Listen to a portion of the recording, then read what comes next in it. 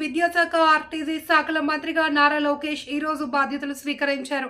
సచివాలయంలోని 4వ బ్లాక్లో తన ఛాంబర్లో పూజలు పూర్తయిన అనంతరం ఆయన మంత్రిగా విధుల్లోకి అడుగుపెట్టారు. కార్యాలయంలో స్వల్ప మార్పుల కారణంగానే బాధ్యతల స్వీకరణ ఆలస్యమైంది అని టీడీపీ వర్గాలు తెలిపాయి.